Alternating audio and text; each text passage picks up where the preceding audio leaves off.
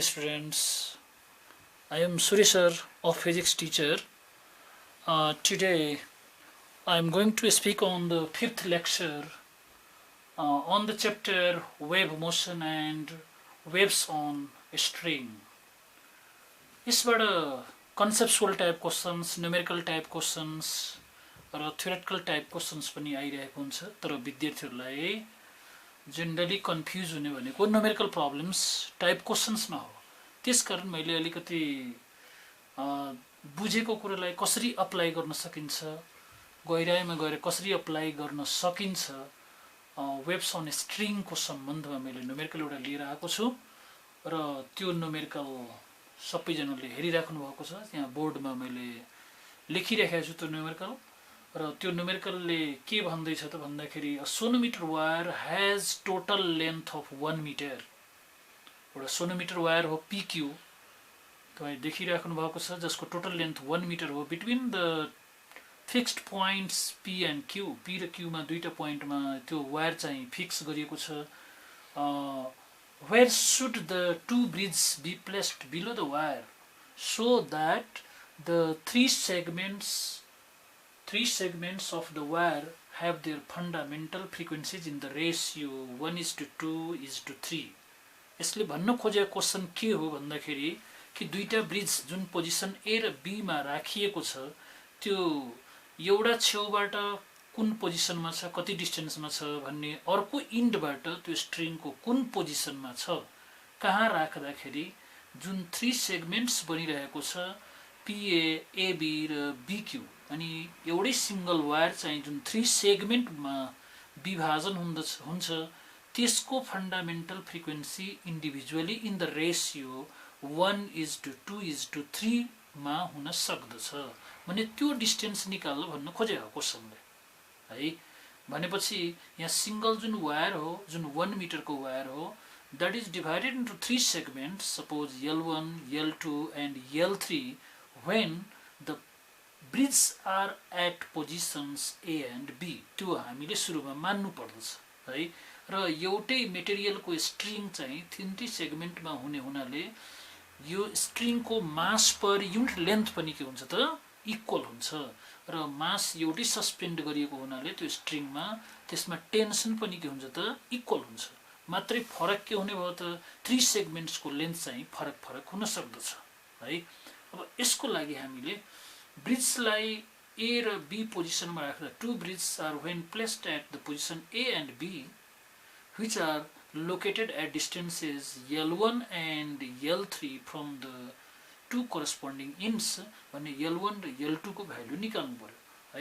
यसको लागि हामीले मान्नु के पर्दछ त, हामीले यहाँ दिएको क्वेशनमा के दिएको छ, टोटल लेन्थ जुन हो त्यो स्ट्रिङको टोटल लेन्थ दिएको छ। पहिला के दिएको छ, के निकाल्नु पर्ने हो, त्यो चाहिँ पहिला हामीले यो डाटामा राख्नु पर्ने हुन्छ एक नम्बरमा। भनेपछि total length of the string दिएको छ, टोटल लेन्थ जुन दिएको छ, टोटल लेन्थ अफ स्ट्रिङ है। यो स्ट्रिङ मैले यहाँ मानिदिएको छु PQ is equal to 1 metre छ है।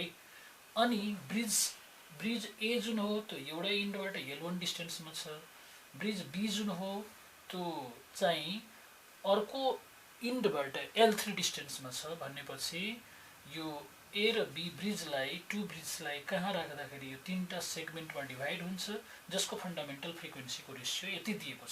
भनेपछि if the bridges A and B are located at A and B, if the two bridges right, let two bridges are located at A and B, located at A and B in such a way that the three segments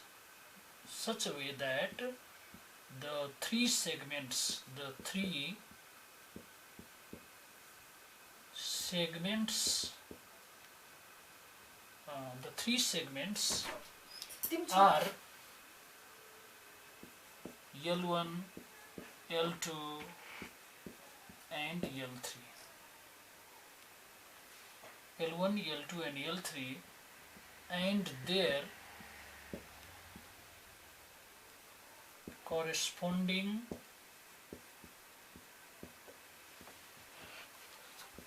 fundamental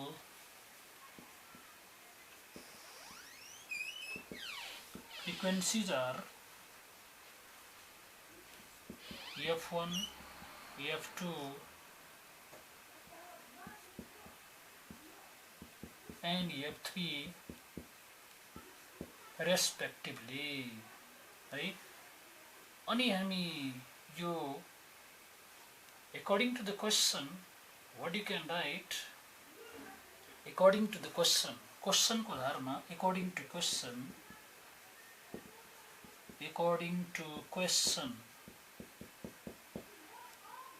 यो question को आधारमा F1 is to F2 is to F3 is equal to 1 is to 2 is to 3 यो चाहिँ दिएको छ है।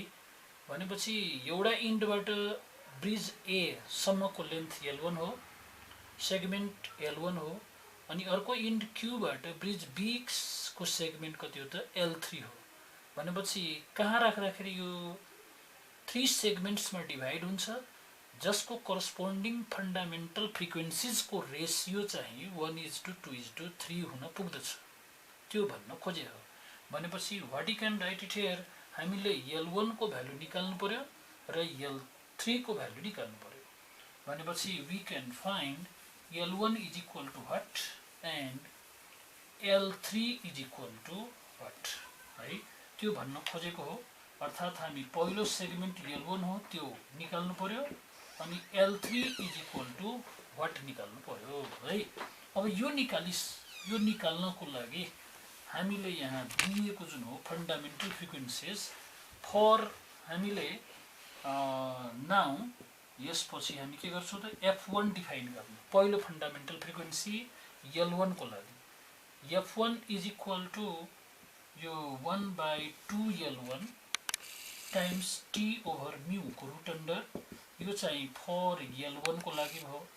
त्यसैगरी F2 is equal to 1/2L2 root under T by mu, यो फर L2 को लागि हुने भयो। त्यसैगरी F3 is equal to 1/2L3 root under T by mu, यो चाहिँ फर L3 को लागि हुने भयो है त।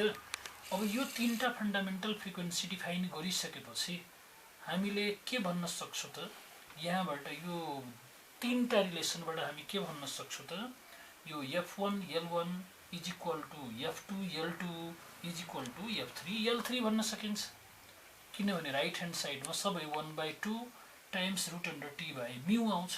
अनि देयरफोर हामी के भन्न सक्छौं त, यो तीनटा रिलेसनबाट है देयरफोर सबै इक्वल हुन आउँछ। यो F1 L1 is equal to F2 L2 is equal to F3 L3 सबै चाहिँ के हुन्छ त इक्वल भएर आउँछ है। जब यो इक्वल आउँछ भन्ने यसलाई हामी एउटा रिलेसन मान्यो, यो रिलेसन 1 हो, इक्वेसन 1 हो। भनेपछि यहाँबाट हामी के भन्न सक्छौं त, देन वी क्यान राइट यो F1 L1 is equal to F2 L2 लेख्न पाइयो है।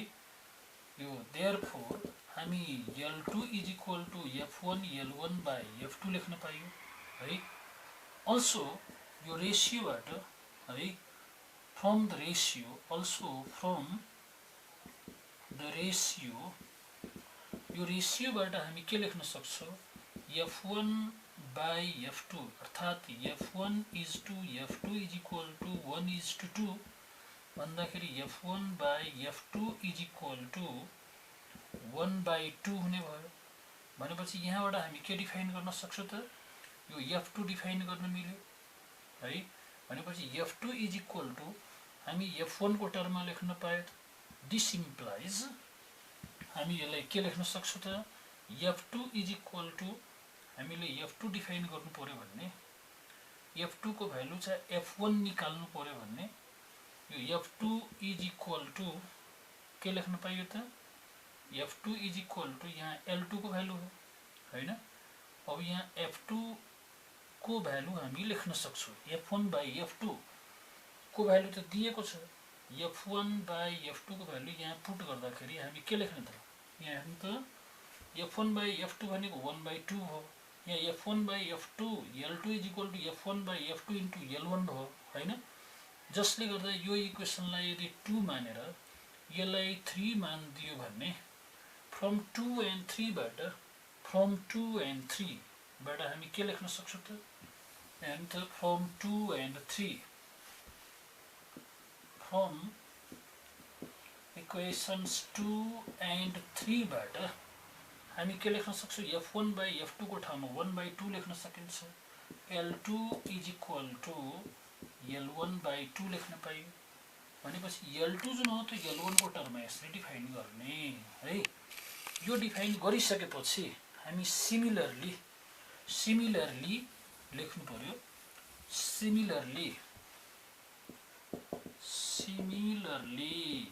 सिमिलरली हामीसँग के छ त यो L2 र F2 is equal to L3 F3 सँग बराबर छ है। F3 सँग बराबर छ जसले गर्दा हामी F3 यहाँबाट डिफाइन गर्न सक्छौं। F3 is equal to L2 F2 is equal to हामी L3 डिफाइन गर्न पायो।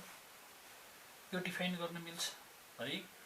भनेपछि यहाँ के देखियो त F3 is equal to L2 F2 by L3 भयो।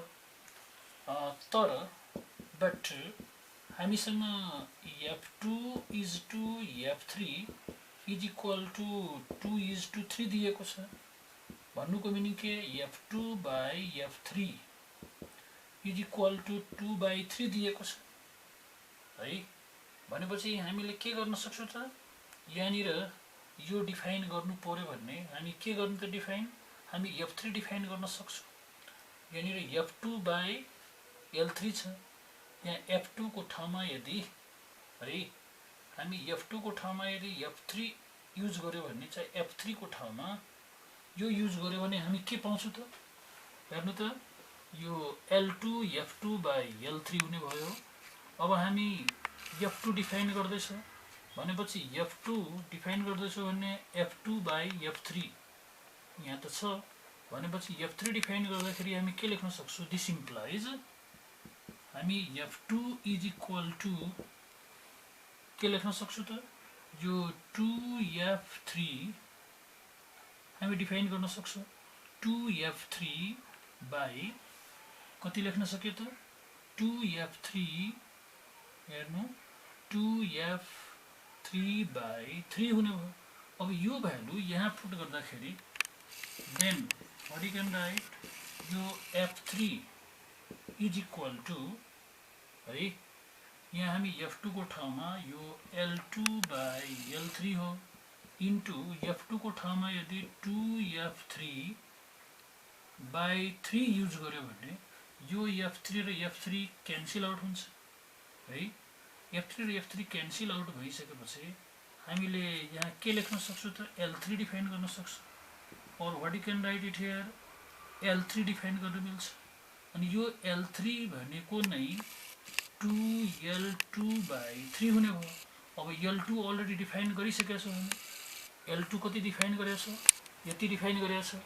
देयरफोर हामी के लेख्न सक्छौं त हेर्नु त देयरफोर हामी यहाँ के लेख्न सक्छौं त L3 is equal to therefore L3 is equal to यहाँ 2L2 हो 2L2 जहाँ L2 को भ्यालु हामीले थाहा छ भनेपछि 2/3 इन्टु यो L2 को भ्यालु L1/2 हो हैन। जसले गर्दा यो 2 काट्छ। देयरफोर L3 को भ्यालु चाहिँ कति आयो त L1/3 आयो र हाम्रो उद्देश्य यही थियो। L2 को भ्यालु चाहिँ L1 के टर्ममा निकाल्नु अनि L3 को भ्यालु पनि L1 के टर्ममा निकाल्नु। यो तीनटी आइसकेपछि हामीले के निकाल्न सक्छौं त L1 र L2 निकाल्न सक्छौं इजिली निकाल्न सक्छौं। Then according to the question हामीले यो दुईटै भ्यालु यो साइडमा राख्ने जस्तै L2 हामी निकालिसक्यो, L1/2 आयो, L3 पनि निकालिसक्यो, L1/ कति आयो त 3 आयो। यो दुईटै निकालिसकेपछि अब हामी अकर्डिङ टु क्वेसनबाट अगाडि बढ्न सक्छौँ। कसरी त?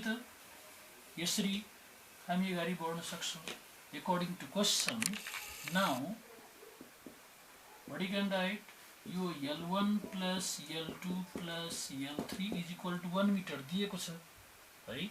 तिनटै सेगमेन्ट को लेन्थलाई जोड्दियो भने 1 मिटरको बराबर हुन्छ, जुन चाहिँ दिइरहेको छ क्वेसनमा। अनि L1 as it is L1 plus L2 को भ्यालु कति हो? L1/2 हो।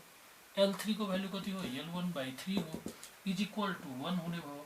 अनि L1 यहाँ कमन फ्याक्टर आएपछि 1 plus 1/2 plus 1/3 is equal to 1 हुने भयो।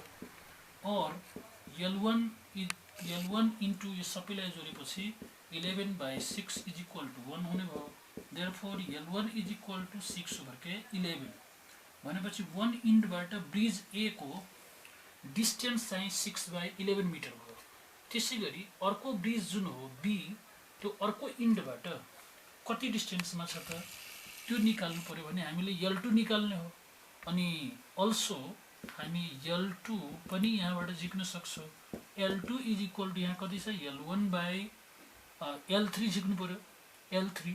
L3 भनेको के हो त? ब्रिज बी को डिस्टेन्स अर्को इन्डबाट कति हो त त्यो निकाल्नु पर्यो।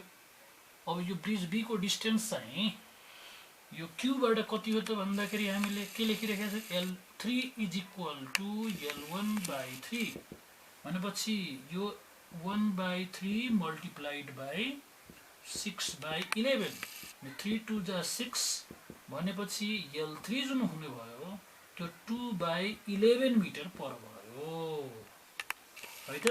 भनेपछि एउटा ब्रिज चाहिँ 6/11 मिटर पर छ 1 इन्टबाट, अनि अर्को जुन ब्रिज हो त्यो चाहिँ 2/11 मिटर पर हुने भयो। भनेपछि यसरी टु ब्रिजलाई L1 इज इक्वल टु यति डिस्टेन्समा, L3 इज इक्वल टु यति डिस्टेन्समा यदि राख्यो भने the wire will be divided into 3 segments in such a way that the fundamental frequencies of 3 different segments will be in the ratio 1:2:3 को रेसियोमा हुन्छ है त। यसरी हामी दुईटा ब्रिजको डिस्टेन्स दुईटै इन्डबाट निकालेर बल्ल हामी के भन्न सक्छौँ त? फन्डामेन्टल फ्रिक्वेन्सी 1:2:3 को रेसियोमा सुट हुन्छ है। So this much for today. Thank you.